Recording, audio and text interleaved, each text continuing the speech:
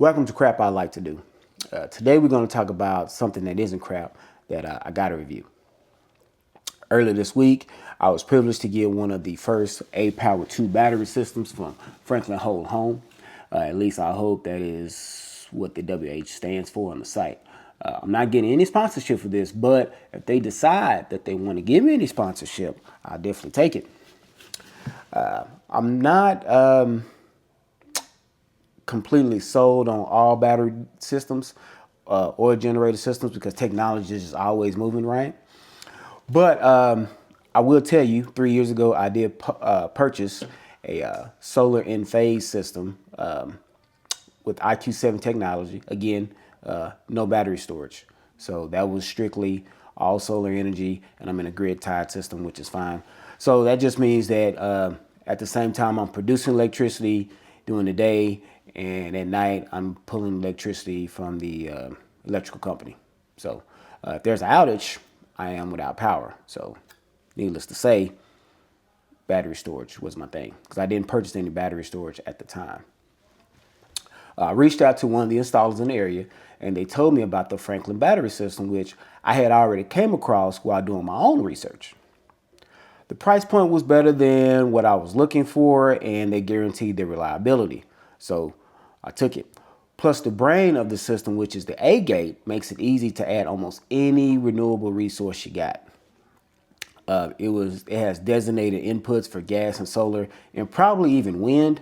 I didn't think about asking. I didn't look into it because I live in a residential area, right? So it's not like I'm doing a wind, the big wind turbine or whatever you got that would be out in the middle of the field, right? Where was I at? So anyway, I went for it. It didn't take too long to get it, but once it arrived, they automatically got it installed like within 24 hours, right? Shout out to Circle L Solar for taking care of this for me. They were really good. I would suggest that any battery or solar array or gas generator system be installed by this company or a professional installer, unless you just really know what you're doing. Okay, I did try to record the installation, but I have a DJI Osmo little handheld camera, and for some reason it kept overheating. Not really sure what that's about because it's not that old. So anyway, it was a two-man job.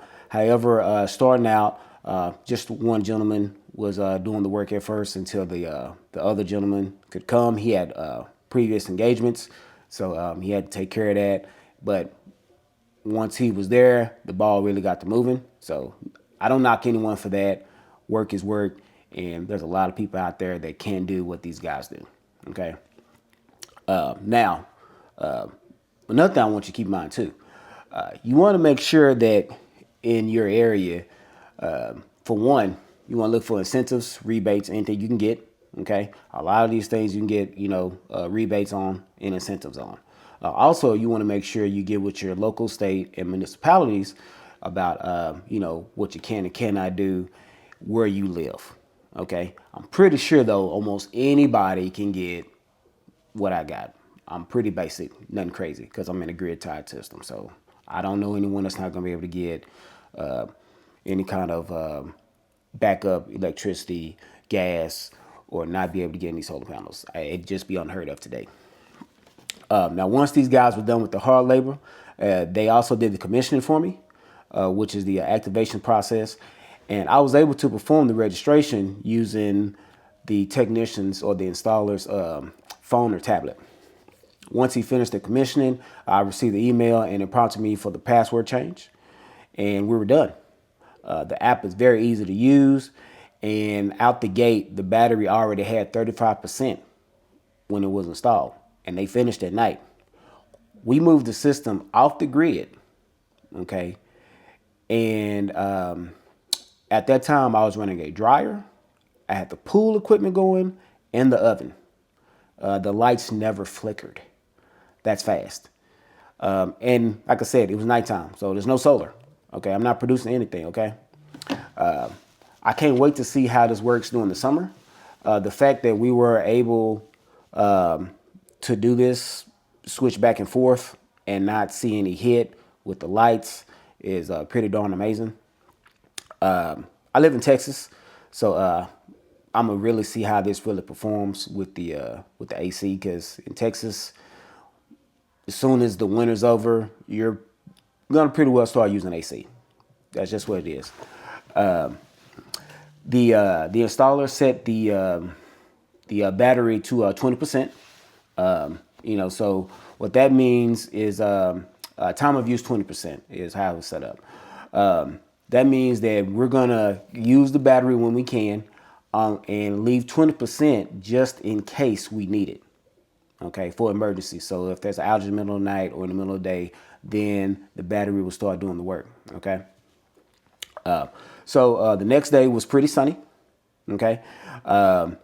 With my panels, I was only able to get it charged via solar only to about 71%, maybe 72, which isn't bad. That just means that I need to get more panels. For now, I'll set the time for 40%. So that's where it's set to now. I would like to say one thing. It's cool that this battery gives you one option that I hadn't seen with any other battery. It has these cool LED light array that's on the side, and that's for the storage capacity. So as it stores more and more electricity, it goes up and it comes down on the side. Usually, most systems, either you're going to use the app, okay, which means you don't know how much is in without the app, or it has the kind of, I'd say, archaic little LCD with the numbers, and it gets the percentage that way. So it is what it is. Once again, though, I love it. For right now, of course, I hadn't had that long, maybe 24, 48 hours. But one thing I will say is that not only did I get a new backup battery option, but I also got a nightlight in the garage until the motion sensor picks up. So thank you once again. This is crap I like to do. Can't wait for the next review. Holla back.